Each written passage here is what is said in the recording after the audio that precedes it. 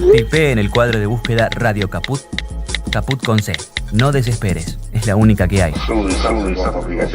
Toque el botón instalar y espere unos instantes. La aplicación de Radio Caput ha sido instalada exitosamente.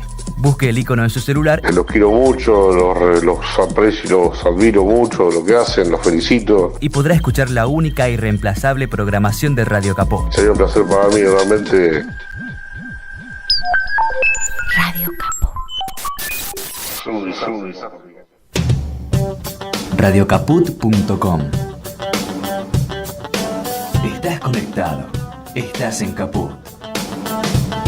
No creas que hablo de violencia refiriéndome solamente al hecho armado de la guerra, es de violencia física.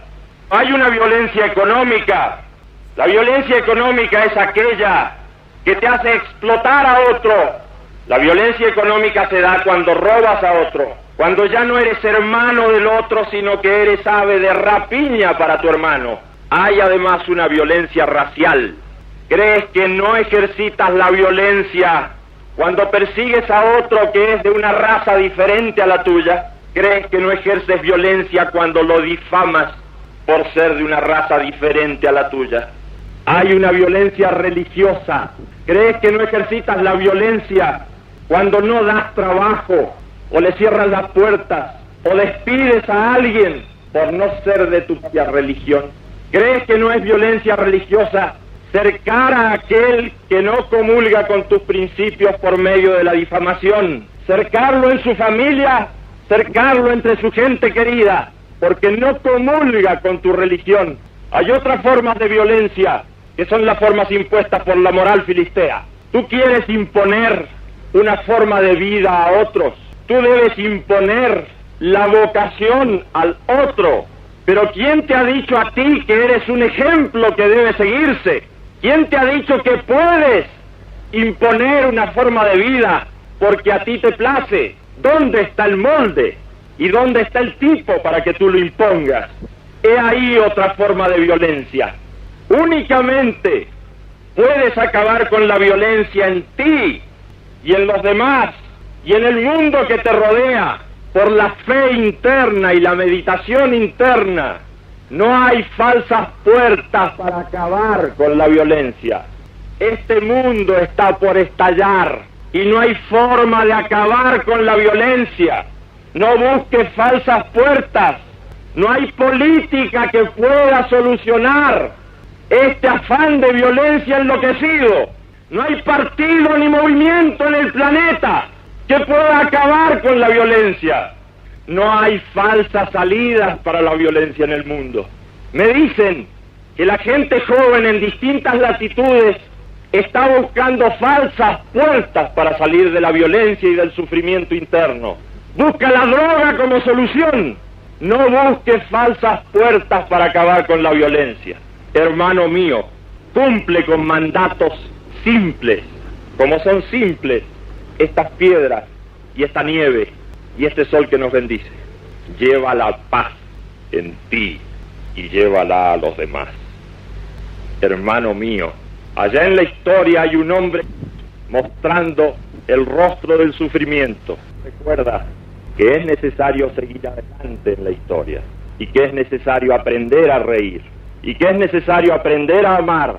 A ti, hermano mío, te arrojo esta cosa de alegría, de amor, para que eleves tu corazón y eleves tu espíritu y para que no olvides también de elevar tu cuerpo.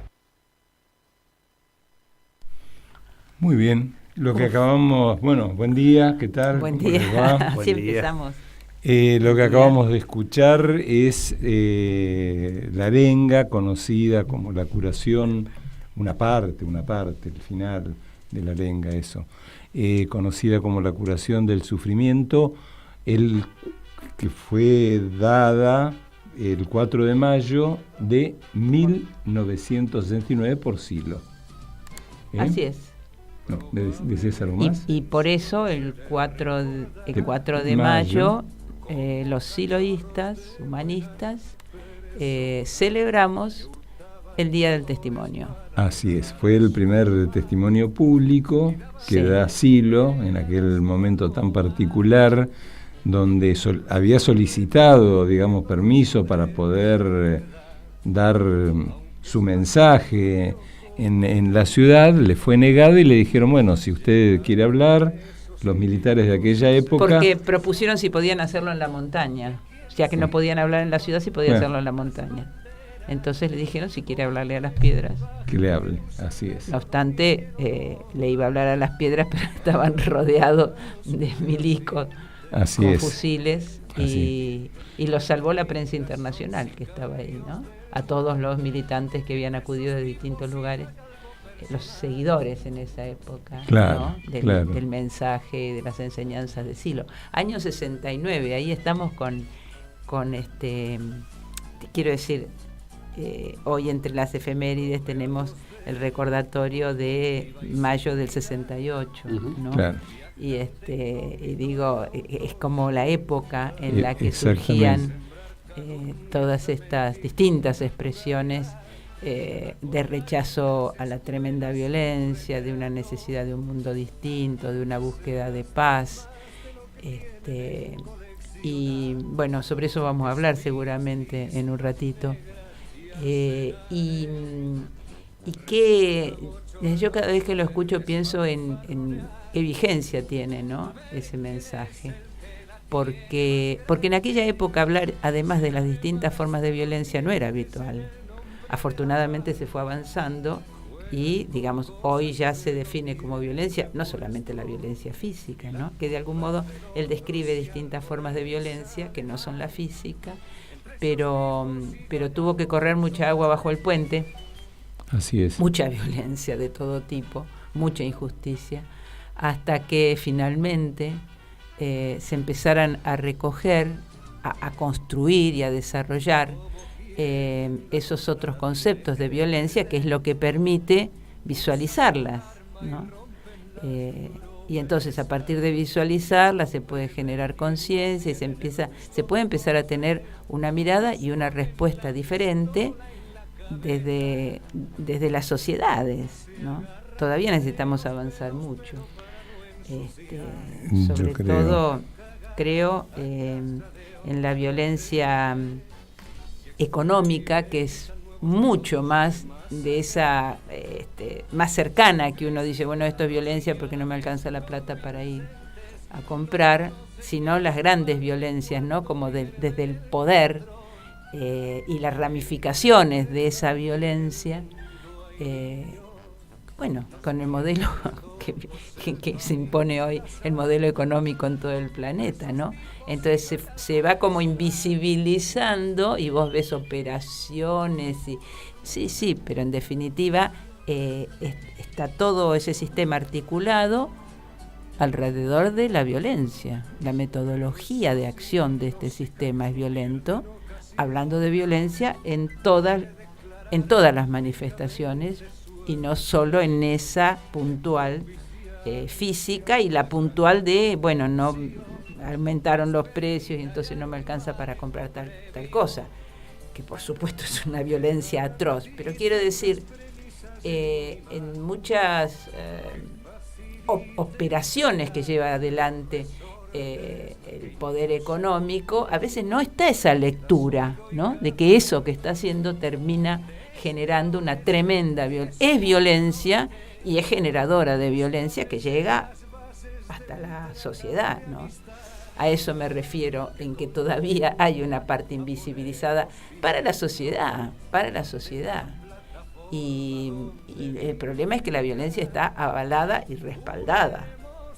No está repudiada, rechazada, y hay mucha violencia incluso que no está ni siquiera legislada, ¿no? No tiene condena. ¿Cuáles son las violencias que tienen condena? Claramente la violencia económica no, que es la violencia física. Y la violencia explícita, digamos. Claro. Nada más. Siempre y cuando además produzca un daño que en general material. Claro.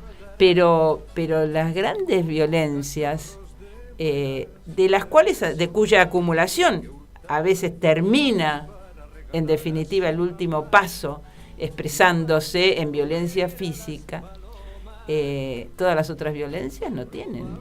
Creo que el feminismo trajo Sí. Un aire poco fresco, Exactamente. ¿no? Trajo una agenda nueva en donde los otros tipos de violencia se ponen más de manifiesto y se condenan, afortunadamente, inclusive con penas muy fuertes, muy importantes. Y incorpora esa nueva, digamos, mirada de la violencia, que a mi entender es peor la violencia, es peor lo que genera violencia que la violencia misma, porque la violencia misma vos la ves, en cambio la otra no la ves, o sea, es como no saber contra quién tenés que enfrentarte. Sí, la que ves es la que es explícita, la que vos ves, la física.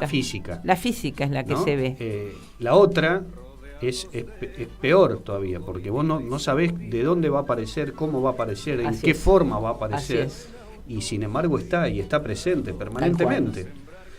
Ahí quiero apelar a la experiencia, al conocimiento y a la formación que tienen ambos, porque ayer miraba, por ejemplo, estaba viendo un programa de televisión y había un debate, y en el debate hacían como un combo de todas las manifestaciones de violencia justamente que tenía Javier Milei. Y la verdad es que yo estaba re tranquilo mirando el programa primero, todo venía tranquilo, o sea, había el Senado, estaba bien, y interiormente me fui dando cuenta que cada vez me estaba poniendo más violento, viendo a esa persona actuar como actúa, y pensando la posibilidad de que ese personaje siniestro tenga algún tipo de posibilidad electoral. O sea, pensando en lo que podría llegar a ser nuestro país, nuestra sociedad, nosotros, qué es lo que nos pasaría. Y yo sentía que esa paz y tranquilidad que tenía se iba modificando, honestamente me iba poniendo yo violento. Así es. Entonces digo, ¿cómo? Escuchando recién a lo que decía Silo, digo, ¿no? Buscando esa paz interior. ¿Cómo uno logra esa paz interior cuando vos tenés en este caso, personajes de estas características que te violentan, y tenés por el otro lado acciones concretas que llevan adelante estados, gobiernos, en todo el mundo, y personas, por supuesto, que también te violentan? Porque el nivel de injusticia que se vive, porque hoy a la mañana veía otro barco que en las orillas de Túnez que se hundió, y cientos de migrantes que tratan de sobrevivir a este mundo desaparecieron, evidentemente van a estar muertos. Digo, cuando vos vas viendo todo eso, es muy difícil abstraerse de esa realidad, porque es tan violenta la realidad hoy, y hay personas que hacen, esto es lo peor, que lo que más me violenta no es que aparezca un personaje así, es que haya cientos de miles de personas que piensen que ese es el camino. Sí, y a la vez yo también vengo pensando y viendo, digamos, todo esto, que en los últimos tiempos no hay ningún medio de difusión que se sustraiga. Algunos obviamente por interés, porque además avalan y promueven y tienen sus intereses utilizándolo a Milei, porque creo que lo utilizan a todos los medios.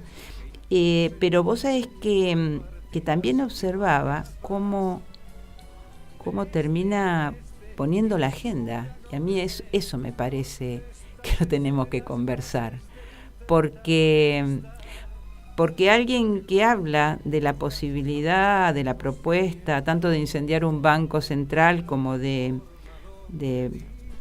comercializar los órganos, lleva adelante una propuesta demencial, que choca además no solo con la ética y la moral, sino con la legislación y con lo más esencial de los derechos humanos. Y a mí lo que me sorprende es que el periodismo sale a hacer, y los noteros salen a hacer entrevistas a la gente preguntándole, sin ningún contexto, o sea, no hay un contexto para eventualmente, en la población digo, para eventualmente poner en discusión estos temas. Entonces, así como la época de la pena de muerte, que salía, ¿estoy de acuerdo con la pena de muerte, sí o no? Y eso iba instalando, iba poniendo la agenda. Y entonces, las personas por sí o por no, y sí, estaría bien, porque estás pensando que no sé quién te robó a alguien y ojalá lo maten. Y entonces me parece que el aporte que hacen los medios de difusión, incluso aquellos que quieren mostrarse cuestionando y rechazando esas propuestas, ni siquiera sé si se pueden llamar propuestas políticas, yo creo que hacen un aporte a la violencia de la que no son conscientes, ¿Le parece que hacen una, desde mi punto de vista lo critico, puede haber seguramente otras opiniones que le parece que justamente hay que salir con eso a la calle yo creo que si no hay contexto, no podés poner el tema, que además tiene difusión por los medios, de que alguien dice que le parece bien que se vendan, que otro dice que bueno, que total este país no sé qué, y entonces al que escucha, al que está mirando, ¿qué le queda de todo eso? Porque algunos podemos tener cierta formación específica en el tema, porque hay personas con formación, profesionales, etcétera, pero no en el tema, y entonces también muchas veces dicen, sí, no estaría mal, la verdad, la pena de muerte, y sí, más de un delincuente que no sé qué. Entonces, creo que hay un aporte a la violencia por parte de sectores de medios de difusión que creen que en realidad están en la vereda opuesta y no hay conciencia de cuánto se aporta al crecimiento de esa violencia. Yo también veía, no sé si veíamos el mismo programa, pero digo, ¿cómo puede ser? Lo reiteran y explican que, claro, lo que pasa es que la juventud hasta encuentran justificación en que ese mensaje prenda. Entonces me parece que hay un muy mal tratamiento de esos temas en los medios de difusión, aún de aquellos que están en contra de ese mensaje, etcétera. Ahora, etcétera. volviendo al origen digamos, del tema, ¿cómo vos frente a esa situación, que es repetitiva, digamos, lo vimos ayer, pero lo ves permanentemente en muchos lados, cómo uno logra esa paz interior para poder realmente modificar algo? Porque si no es un nivel de, digamos, de impotencia enorme. O sea, absolutamente. Eso es lo que se registra, impotencia. Y no está mal que uno registre. A ver, cuando Silo dice que hay que lograr la paz interior, que es con lo que con lo que este mundo va a salir, con esa transformación interna, con lo que se va a superar la violencia, no quiere decir que a uno le resbale. O sea, tener paz interior no quiere decir que te resbalen, todo lo contrario. No te resbala lo que le pasa a la sociedad, porque si no, es como decirte que sos un mueble, que no te pasa nada, porque vos tenés paz interior y te vas a la montaña, justamente lo que él planteó de entrada. Acá hay que trabajar estos temas en medio de la sociedad, no arriba de una montaña, quedándote solo y entonces invocando no sé qué y tenés una paz tremenda. No, él plantea la transformación personal, porque en definitiva esa paz interior que uno no tiene, porque si tuviéramos todo no habría dicho lo que dijo, esa paz que uno busca no la debe buscar en la montaña, aislado y haciendo no sé qué tipo de ceremonias, sino en el medio social donde está rodeado de violencia y donde además participa y tiene su parte de aporte a esa violencia. Entonces es una batalla desigual, pero enorme. Sí, pero algo tiene que hacer uno con uno. Y esa parte nunca se pone sobre la mesa. Si vos le planteás a cualquier persona, cualquiera, nos preguntamos, digamos, ¿qué para vos qué habría que hacer con la violencia? La respuesta siempre va a ser, y bueno, habría que poner leyes que no sé qué, habría que hacer no sé qué. Siempre afuera, la ves fuera de vos. Vos nunca sos parte de la respuesta a esa pregunta. Entonces lo que él plantea, a donde él apunta, tiene que ver con eso. Es decir, reconocer las propias violencias, que las hay. Ahí me parece, Pedro, que no es un paso menor, que vos te das cuenta de que te estás violentando. Digamos, otro, digamos que no tienen ese pequeño registro, ese rulito, ¿no?, que te permite observar tu propia violencia, digamos, lo empieza a naturalizar. Y digamos, entonces el primer paso, porque vos decís, bueno, ¿cómo haces? ¿No? El tema en lo práctico, porque vos decís, bueno, fenómeno, hay que lograr la paz. ¿Y cómo cazzo la logro? Bueno, el primer paso es ese, que uno tiene que caer en cuenta de que hay violencia en uno y que cuando uno está en esa situación de violencia la transmite a otros. O sea, no queda aislada en uno. Por eso te pone mal, vos estás rodeado de gente y empezás a transmitir esa violencia que tenés en los que tenés más próximos. Entonces, por un lado hay que reconocerla y por otro lado hay que aprender a resistir. Hay uno de las sugerencias en el libro del mensaje de Silo, donde dice: aprende a resistir la violencia que hay en ti y en los demás. Entonces me parece también que hay que hacer como un ejercicio de decir, bueno, nada, ahora estoy en una situación de violencia, bueno, a ver, ¿y dónde la experimento? Porque la violencia no es que uno la experimenta en el aire, hay alguna parte de tu cuerpo que se modifica, o químicamente, o a través de tensiones, ¿no? Porque empezás a sentir tensiones en las vísceras, sentís que en situaciones de violencia que el pecho se te oprime. Entonces, bueno, ¿qué es lo que hay que hacer? Y bueno, empezar a respirar, por ejemplo, de un modo distinto, más consciente, más amplio, aprender a relajar esas tensiones. Y esas son cuestiones prácticas. Y son cosas que uno tiene que hacer con uno mismo, hasta lograr, digamos, el manejo de esas, que no es fácil, evidentemente. Pero además, ¿qué se entiende por paz interior? Porque me parece que, bueno, cada uno puede entender de acuerdo a su registro, si es que alguna vez ha registrado paz interna, decir, bueno, sí, esto es paz interior. ¿Y qué es? O sea, si me preguntás a mí, pero eso lo puede expresar cada uno. A mí me resuena cuando se dice paz interior, y yo tengo algún registro de haber tenido en algún momento paz interior. ¿Y con qué la asocio? O sea, ¿qué no hay cuando hay paz interior? ¿No? No hay sufrimiento interno, por ejemplo. Y el sufrimiento interno no tiene que ver con estar aislado del mundo o estar aislado y desconectado de los sufrimientos que nos rodean.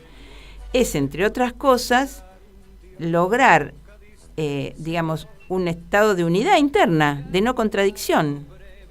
La no contradicción, la ausencia de contradicción, a mí por lo menos me genera eso que yo en mí llamo paz interna. Y la no contradicción es cuando se, digamos, se vinculan en unidad el pensamiento, el sentimiento y la acción. Y uno puede reconocer en uno muchas situaciones en las que no se da ese acuerdo con uno mismo, ¿no? En lo cotidiano, cuántas veces, no sé, ¿viste? Haces alguna cosa porque, bueno, nada, hay que hacerlo, tragás sapos, y eso es una contradicción en el campo político. Te pasas la vida tragando sapos. ¿Y qué es tragar un sapo? Tragar un sapo es terminar llevando adelante una acción que no coincide con lo que vos sentís y pensás. Entonces, cuando vos elegís un candidato porque es el mal menor, te tragás un sapo de aquellos. Bueno, eso en las personas adentro pasa algo, es una contradicción, y la justificás y seguís adelante, pero eso queda adentro. eso queda tejiendo, como dice en algún lugar Silo, su oscura red de sombras. Eso en algún lugar está alojado. Y es una violencia. Eso es una violencia interna. Entonces, si vos no la podés destrabar, digamos que te tragaste un sapo y le pusiste el voto al que no quería porque el otro es peor, no sé qué historia. Muy bien. No lo dejes alojado allí bajo 4 llaves. Algo tenés que hacer con eso. Bueno, lo que pasa es que todo lo que te planteás a partir de ese avance y transformación en definitiva, para avanzar hacia la paz interna, hacia esa no contradicción, implica necesariamente hacer algo con uno y con el medio social. Porque afortunadamente todo el planteo de la enseñanza, toda la enseñanza de Silo habla del cambio personal y social simultáneo. Y eso no es algo que esté instalado. No es algo que esté instalado. Y él habla incluso en el libro El paisaje interno como de esas 2 falsas premisas, ¿no? Una es que uno se olvida de sí mismo por salir a hacer en el mundo una lucha social, etcétera, etcétera, porque eso es primero y después yo cambiaré, y la otra es pensar que me tengo que sentar a hacer cosas para cambiar yo, para entonces cuando cambie ir al mundo a hacer cosas interesantes. Por eso él dice que esto, él lo plantea sin que te salgas de tu medio social, que es tremendamente violento y del cual vos sos parte. El planteo de él es muy difícil de llevar adelante. Perdón, pero me parece que estoy pensando y haciendo preguntas que creo que muchos oyentes pueden tener también y que, digamos, puedo ser la voz cantante de ellos y de ellas. Por ejemplo, voy a ser autorreferencial, pero me parece que le puede pasar a muchas personas. Ahí yo estaría haciendo algo que va en contradicción con lo que decía Silo, en este sentido. Yo, por ejemplo, no tengo redes sociales. No uso Twitter, no uso Instagram, no uso Facebook.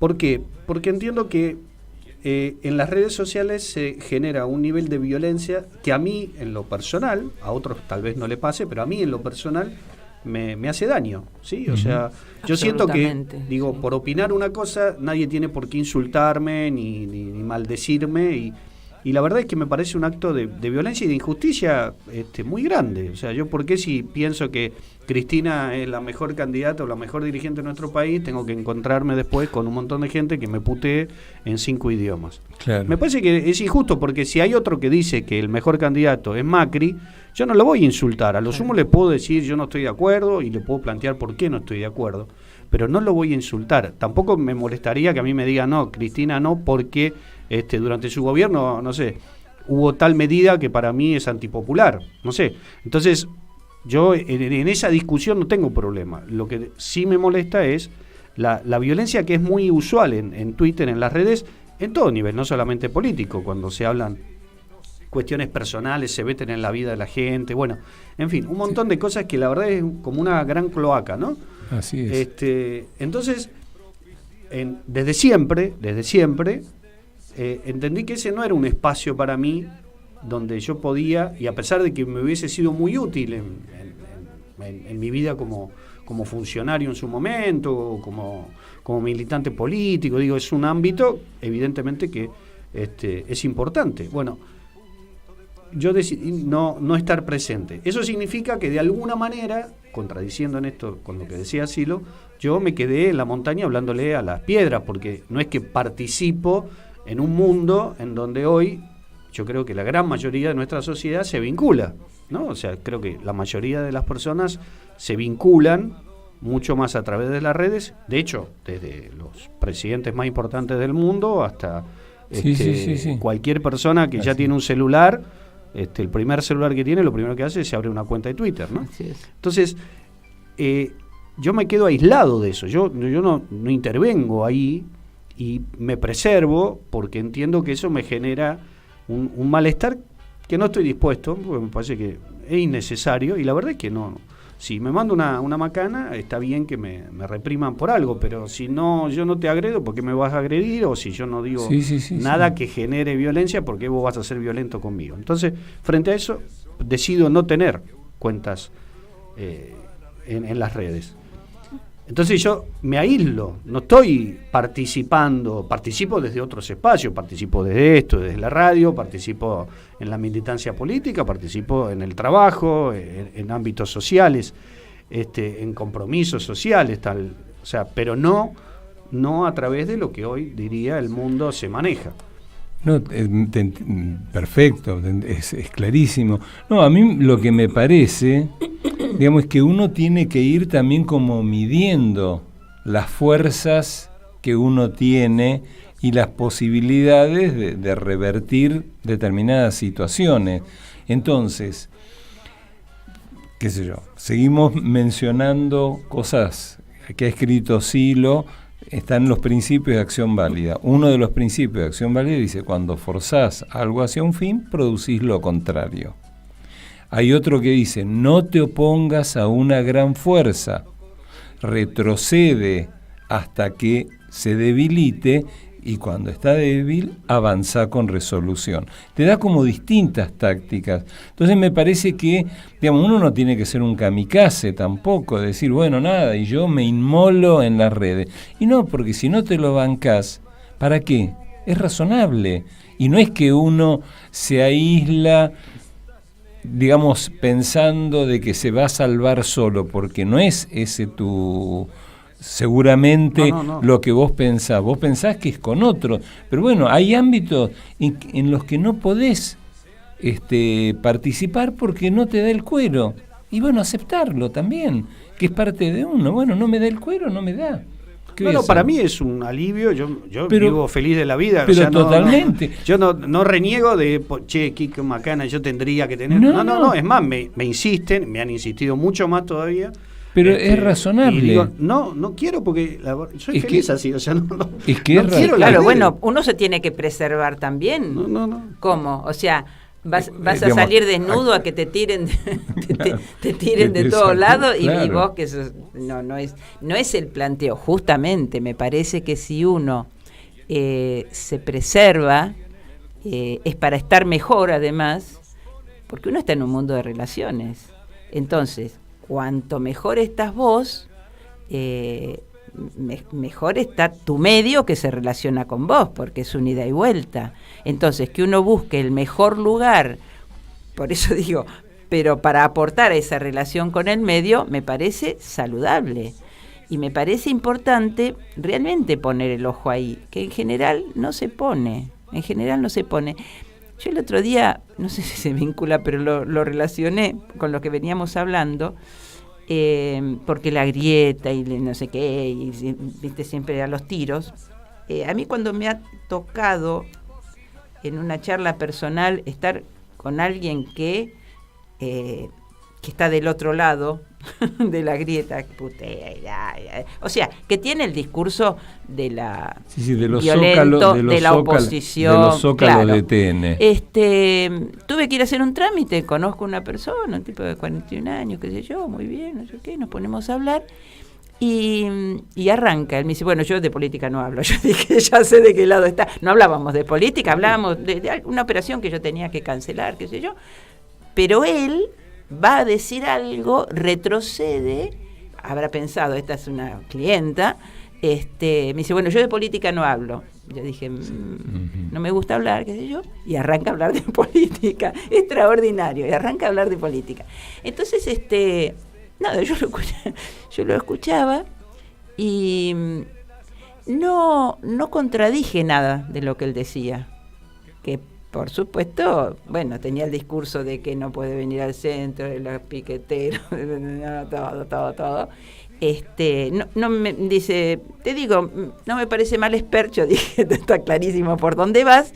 Y yo, sensatamente, no manipulándolo ni mucho menos, o sea, hay cosas que el tipo dice, si él me dice que los piquetes impiden que él llegue al centro horario, es cierto. Yo no le puedo decir, no, mirá, lo que pasa que... Pero es que no deberían haber piquetes. Claro. Pero para que no haya piquetes debería haber otras políticas y entonces, otra redistribución de como yo arranco entendiéndolo, ya baja varios cambios el tipo, ¿no? Entonces empezamos a hablar. Y bueno, y de algunas cosas yo dije, mirá, yo qué sé yo, hay cosas que uno no las conoce, te llegan buenas o malas noticias, te llegan por los medios y la verdad es que no sabes si son ciertas o no. Algunas te gustan porque tienen que ver por ahí con una agrupación de la política de la que vos participás, entonces te gustan, pero en realidad ninguno de nosotros sabe qué es verdad y qué es mentira, ¿no? Entonces, nada, empezó a hablar de eso. Y sí, yo la verdad que prefiero no mirar nada, qué sé yo, mira, yo puedo hablar, digamos, de lo que, como de lo que aquello a lo que yo tengo acceso, o que he presenciado, entonces le cuento alguna cosa suelta por ahí. Entonces va bajando, ¿no? Entonces dice, sí, bueno, digo, mira, yo me tengo que ir. Sí, yo también. Dice, bueno, pero está interesante la conversación y seguía. Había dicho inicialmente que él no quería hablar de política. Entonces, le voy planteando distintas cosas, qué sé yo. Y cuando le digo finalmente, porque me tenía que ir, yo había ido además 10 minutos, dije, me llevé este trámite 1 hora hablando. Entonces me dice, bueno, sí, yo también tengo que hacer, pero lástima, ¿ves? Estas son las cosas que hay que conversar, estas son las conversaciones que hay que tener, me dice. Esto se necesita. Le digo, y sí, hay que tener ámbitos y generar ámbitos donde uno puede hablar de estas cosas a calzón quitado, sin la manipulación, lo que a uno le pasa y no sé qué. Porque el broche de oro fue que yo le dije, mira, a ver, el tema de derechos humanos, querés más que los derechos humanos, ¿viste? Que se lo asignan, como decirte, vos decís derechos humanos y sos kirchnerista. Le digo, eso es una manipulación brutal. ¿Sabés por qué? Porque si vos no sos kirchnerista o le tenés bronca al kirchnerismo, lo que sea, hacen esa fisura por donde después te van a entrar con otras cosas. O sea, vos le abrís la puertita para que después te entren con otras cosas. Entonces, la verdad, los derechos humanos no son del kirchnerismo. A ver, te lo están poniendo en un campo que no corresponde. Estamos hablando de los derechos humanos, del sistema de derechos humanos, donde está contemplado tu derecho a la alimentación, el derecho de tus hijos a ir a la escuela, porque me había hablado de los hijos y qué sé yo, ¿no? Que iban a la escuela. Circulación, a todo. Fuimos hablando de los presos, fuimos hablando de distintas cosas en ese momento. Le digo, mira, a la circulación por los piquetes. Está fácil, digamos. A ver, más bien hay que ver, lo que le interesa a la sociedad y a mí me interesa, es ver, y esto te va a resonar porque vos hiciste un trabajo con eso, Pedro. Le digo, a ver, uno puede ver, analizar los gobiernos constitucionales del 83 para acá, y agarras cada mandato y decís, bueno, a ver, este gobierno, y eso tenés la legislación, o sea, eso es dato puro y duro. Vos vas y decís, bueno, a ver, este gobierno, ¿cuánta legislación que reconoce derecho promovió? Entonces ahí tenés, qué sé yo, tenés uno, contás, vos buscás las leyes, 20, 15, 4, 200. Y vos sacó, otro sacó. Bueno, y cri, no tenía ni idea. Ese era el Pac-Man, ¿viste? Claro. Entonces, todos los derechos que iban quedando. Claro. Entonces, vos haces esa lectura y decís, pucha, claro, 20, 2, 4 y 200. Y vos, ahí después ves y decís, ¿qué gobierno es? Bueno, y vos sacarás tus conclusiones, qué sé yo, no sé si después querés votar y tener un gobierno que profundice en eso o no, o el otro que quita derechos y retrocede. ¿Ves? Y entonces, los derechos humanos, entonces yo se la ampliaba, y con eso le cerré, porque nos teníamos que ir los dos. Entonces se paraba y decía, ¿ves? Estas conversaciones hay que tener, estas conversaciones. Bueno, y ¿cómo decirte? Y yo me quedo, internamente yo estaba re tranquila, sentía que aportaba a esa cabeza, no a manipularlo, sino que ese tipo necesita intercambiar con alguien que tenga otra mirada, y entonces reflexione, y entonces piense, y saque él sus conclusiones. Yo se lo tiro así y él sacará sus conclusiones, y se podrá ir de ahí y decir, no, sí, hay que votarlo a Esper, claramente, o a Milei, o a no sé quién. No sé qué dirá después de eso, pero yo creo que algo le queda dando vueltas. Por lo menos yo digo que no salió de esa charla como entró, ¿no? Y entonces yo creo que eso es lo que puedo hacer. No puedo hacer más que eso, porque yo tengo una llegada, yo no soy funcionaria pública, yo no soy presidente de la República, no puedo llegar a millones, yo puedo llegar hasta ahí. Pero no me parece poco, me parece que ese es mi aporte, pero yo tengo que estar clara para hacerlo. No tengo que estar ni tomada por la bronca de no sé qué, ni por porque si yo hablo desde ahí, sonamos. Entonces yo cuido eso. Yo cuido estar en paz, no estar en contradicción. Y la verdad, ese tipo, bueno, nada, merece esta conversación. ¿Por qué le voy a echar fli?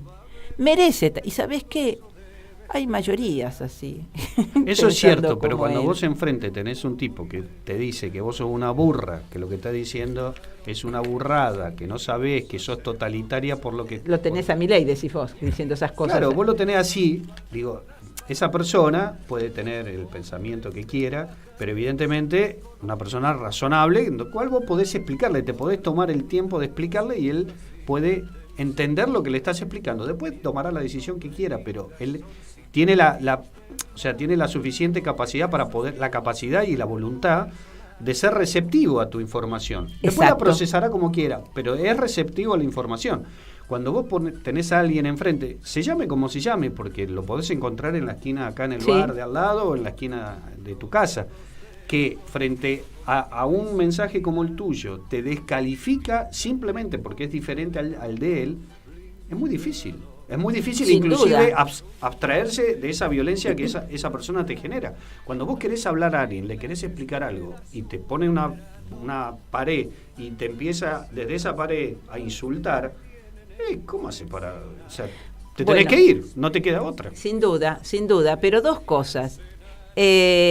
Como él se me presenta, no era todo, conversemos de estas cosas. El tipo pone el freno de entrada y me dice, bueno, yo de política no hablo, y entonces, si yo me creo esa fachada, no avanzo con esta conversación. Yo le voy a decir, mira, te pago, porque yo ya tenía claro de cómo él me encara, y sí, yo ya tenía claro, digamos, por dónde iba él. Entonces digo, que voy a entrar acá en una discusión, que él dice esto, aquello. Yo no lo conocí en ese momento, entonces yo no sabía la respuesta de él. Entonces, yo hago el intento. Yo hago una cosa conmigo para hacer el intento. Entonces, es como si te dijera, los entiendo humanamente. Entonces, desde esa comprensión interna, yo, me planteo, a ver quién gana la discusión, a ver si logro. Yo lo que me planteo es como una conexión humana con él. Eso es lo que me planteo y ahí vemos. Y me podía haber encontrado con lo que sea. De hecho, como de entrada era, mira, de esto de política no hablo, como te dicen algunos comerciantes y qué sé yo, y si no después empiezan a putear y a tirar. Bien. Pero la otra cosa es lo que vos me planteás de que descalifica. Concretamente lo han pasado y lo pasan todo el tiempo. Dale. En cada, C5N, en cada programa, Milei diciendo la misma cosa y reproducen violencia. Reproducen violencia que meten en la gente que está mirando. Pero yo te digo, no hay debate con Milei. ¿Y por qué se someten y arman esos? Porque son armados mediáticos que tienen una intencionalidad, que claramente tienen en el centro la violencia. Porque, no con cualquiera se puede debatir. Además, creo que el concepto de debate también está bastante distorsionado, ¿no? Está bastante distorsionado. Porque está planteado en términos, como decirte, de quién gana, quién pierde, en términos pugilísticos. Y un genuino debate es otra cosa. Es un diálogo, es una construcción, donde cada cual expone y el otro intenta escuchar, y no ver a ver con qué te voy a tirar para ganarte. Bueno, después de cada debate, quién ganó y quién perdió. Esos son los análisis que se hace después de un debate político. Bueno, quién ganó y quién perdió. Bueno, eso no es un debate. Eso no es un debate, como yo lo entiendo, y genuino, de construcción. Ahí no hay ninguna construcción. Entonces, esto se aleja mucho más todavía de ese debate con el que yo no estoy de acuerdo en ponerle ese término. Pero ¿a qué viene? Que una periodista o no sé quién, además el periodista, para mí, y hablando, no debe entrar nunca, digamos, es falso ese debate entre el dueño de un programa que tiene su audiencia y alguien que viene al programa. No hay debate, porque vos terminás cerrando el programa y dejando tu posición como periodista, y el otro hizo lo que pudo. En términos de palabra debate, digo, no, me parece bien que le hagan entrevistas, que le digan, por supuesto, pero en eso no es un debate. Eso no es un debate. Entonces, creo que los medios que ponen como debate entre un periodista o entre alguien que invitan a un programa, un invitado, y Milei, alguien, ¿cómo decirte?, irracional, no solo en sus planteos, sino en su modo de relación. No hay relación con Milei, no establece relación. Y es parte, muchos ayer analizaban, lo que pasa que es violento, sin duda es violento, pero además tiene un rol apoyado en esa violencia. Entonces el rol que él construye es de rompe todo, de no sé qué, de yo soy distinto, no soy de estos políticos, y entonces con eso entra en un sector de la sociedad muy distraído, muy en otra cosa, y a veces muy harto de todo lo que se le exhibe desde el campo político. Vos escuchás y decís, no quiero saber nada con esto, ya me hartan, me cansan, y bueno, y ahí abrís la puertita. Y ahí abrís la puertita para que entre eso otro. Entonces creo que hay mayor responsabilidad en el resto que en ese personaje. Ese personaje no debiera tener espacio no porque se lo nieguen, sino porque, ¿cómo decirte?, porque no le interesaría a nadie. Sin embargo, tiene su espacio, llevan invitados para confrontar con él, algunos creerán que pueden confrontar y salir bien parados, y le dan aire y lo instalan y proyectan una violencia sin límite. Bueno, yo lo que diría, para resolver un poco toda esta cuestión, expresemos la bronca y escuchemos a Pedro y Pablo con Marcha. Vamos, de la Pedro, Bronca. expresemos. Vamos, eso, Pedro, vamos. Yo no Pedro, soy Pablo, un temazo pero que hice con mi amigo Pablo. Eso.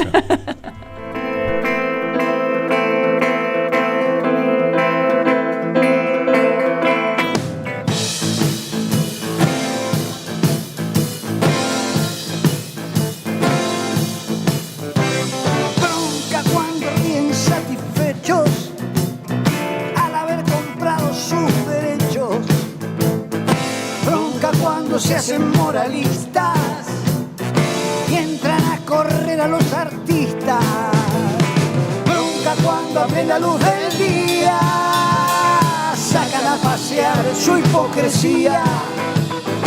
Bronca de la brava, de la mía, bronca que se puede recitar. Para los que toman lo que es nuestro con el guante de disimular, para el que maneja los violines de la marioneta universal, para el que ha marcado las barajas y recibe siempre la mejor. Con el as de espadas nos domina y con el de bastos entra la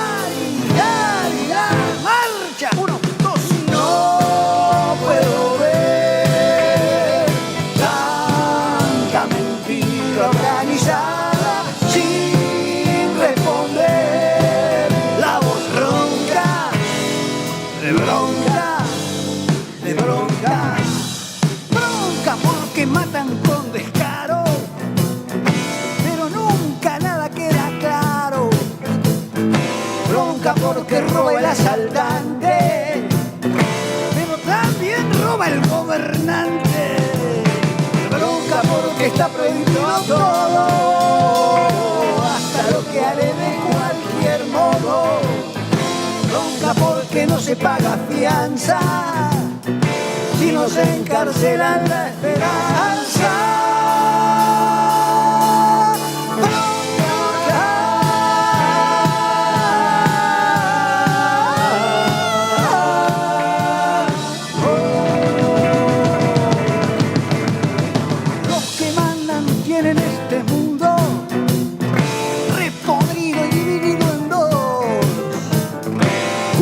Su afán de conquistarse por la fuerza o por la explotación. Bronca pues entonces cuando quieren que me corte el pelo sin razón, es mejor tener el pelo libre que la libertad con fijador.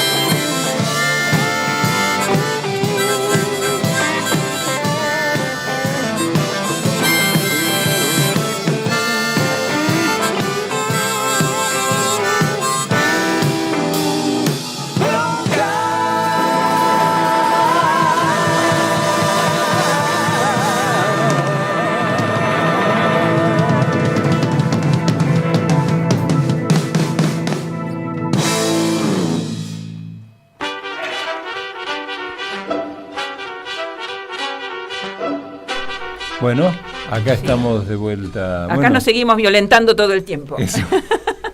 Che, y se nos fue el programa, ya estamos, faltan unos minutitos. Se fue, ¿viste? Pedro, vos empezaste violento y bueno, y se nos fue el programa. Ahora guardo el arma que puse sobre la mesa para que... Pero interesante. Sí, porque son los temas que hay que, así como me dijo el señor, son los temas que hay que charlar, claro. Que hay que conversar. Y sí, era un señor grande, ¿no? Una persona adulta. 41 años. Joven. Sí, joven. Bien. Con sus niñitos. No, me refiero a que pensé que podía ser una persona ya adulta mayor, viste que generalmente tienen mayor predisposición a querer hablar algunos temas. Y le vieras movedizo porque se paraba del escritorio, venía, estaba apurado, bien. Yo también, estuvimos 1 hora y pico, hasta que yo decidí, mirá, le dije, te pago y me voy porque me tengo que ir. Sí, pero habría que, esto hay que seguir. Estás como Solano con Ana Má Ferreira, que le invitó a tomar un café porque dijo que iba a votar a Milei. Sí. Claro, pero mirá, lo sorprendente, esto después me enteré, que Ana Má Ferreira votó por Lula. Claro. O sea, esto es lo loco en esto, ¿no? Que se está dando. Sí. O sea, que probablemente ella no ideológicamente, no sé cómo se... No sé qué es lo que pasa en la cabeza exactamente. De mucha gente que se dan estos fenómenos, ¿no? Sí.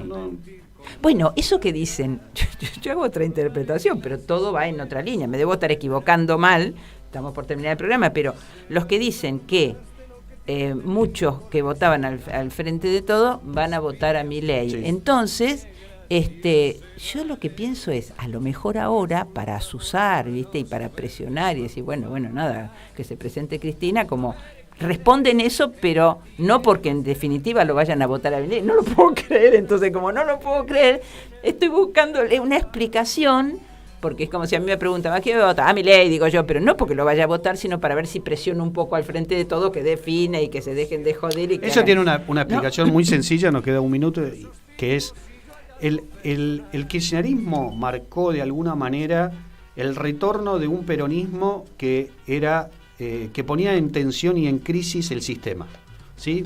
Tratando de promover políticas y leyes que volvían, digamos, a lo que era el peronismo más histórico, ¿no? Aquel que nacionalizaba las empresas, aquel que daba derechos a los trabajadores, y no el peronismo que después se fue transformando en el neoliberalismo con Menem y todo eso. El kirchnerismo recupera eso, pone en tensión nuevamente el sistema, vuelve a sus orígenes de alguna manera. Entonces, la sociedad lo que percibía era eso, era el peronismo irruptivo, aquel que se transformaba en kirchnerismo, pero era el que volvía a cambiar el status quo, como fue Perón en el 45. Lamentablemente eso después se pierde. Entonces hoy vuelve a ser sistema, de alguna manera, porque queda entrampado con el tema de la deuda, con esto, más un tipo de conducción que te lleva a eso. Entonces ahí, por ese lado, también se puede entender por qué mucha gente, muchos jóvenes que antes apoyaban a Cristina y uno lo veía en la calle, en todos lados, hoy, no eso tal vez, pero otros jóvenes que se van sumando, decidan votar por un personaje como Milei, pero no es un tema ideológico, es un tema que tiene que ver con lo actitudinal, con esto de romper con lo que está establecido y ver si a partir de ahí podemos cambiar algo de esta realidad. Sí, cosa que también tiene que ver con propios de la generación más joven, digamos, que quieren que en todas las generaciones son así, ¿no? Y bueno, mientras Pedro y Lía siguen charlando, nosotros despacito nos vamos escuchando a Charly García, nos siguen pegando abajo y hasta la semana que viene. Ustedes sigan charlando tranquilos, no se hagan problema. Nosotros nos vamos. Chao. Bueno, chao, nos despedimos. Semana. Un abrazo para todas y todos. Chao.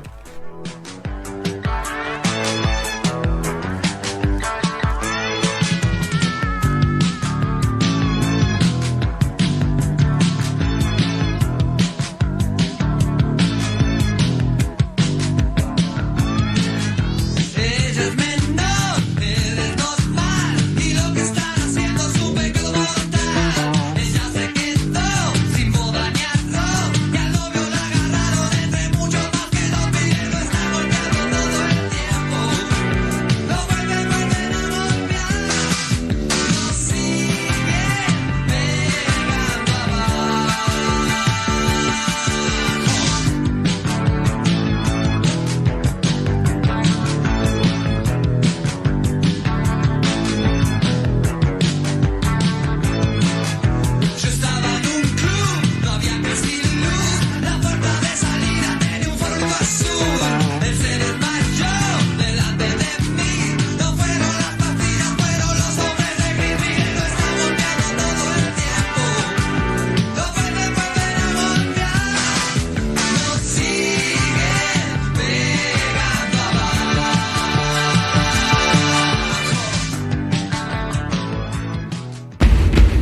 En Caput pasan cosas. Andrés, el Cuervo, Larroque. Me parece que hoy, obviamente, la esperanza está alrededor de Cristina, de su figura, de su credibilidad, de su coraje, y nosotros no podemos correr un centímetro de eso. ¿Cómo estás, Horacio Pietragana? La verdad que hoy veo en Cristina la única que nunca gobernó para las corporaciones y solamente para el pueblo, y quiero que sea candidata. Creo que como gran parte de la ciudadanía queremos que pase eso. Teresa Parodi. Es lo que el pueblo quiere y es lo que vamos a seguir intentando que suceda a todo lo que sea necesario. Diputado Juan Marino. De hacer un gran acto multitudinario el 25 de mayo, en la 9 de julio, donde ella tome finalmente la definición que ella considere mejor. Somos muchas y muchos los que queremos que ella sea la candidata. Es con vos al frente. Jorge Ferraresi. Nosotros somos una cantidad de compañeros convencidos que Cristina debe ser candidata, generar este volumen de acciones que van escalando hasta que Cristina considere y entienda que es la única que puede representar al pueblo, un pueblo que necesita respuesta de un estadista, y la única en la Argentina que está en condiciones de hacerlo es Cristina Fernández de Kirchner. Guado de Pedro. El pueblo dice, basta de la utilización del Poder Judicial para resolver las cuestiones que no se pueden resolver en las urnas. Radio Caput. El pueblo dice no a la proscripción de Cristina. Esas cosas. La escuela, la pedagogía, los pibes, sus docentes, la crisis, el barrio y la Argentina reunidos en un memorial que no son anécdotas. A eso vine, de Néstor Rebecki. Historias, reflexiones y escritos sobre educación secundaria. A eso vine, de Néstor Rebecki. Disponible en todas las librerías. Ediciones SICUS. La buena lectura ilumina. ¿Querés arrancar la mañana bien informado? Infosiberia, las noticias en tu celular. Mandá un mensaje de WhatsApp al 11 3205 8813 y recibilo gratis todas las mañanas. Infosiberia, las noticias en tu celular. Telam Digital, información en tiempo real. En telam.com.ar, toda la información que necesitas.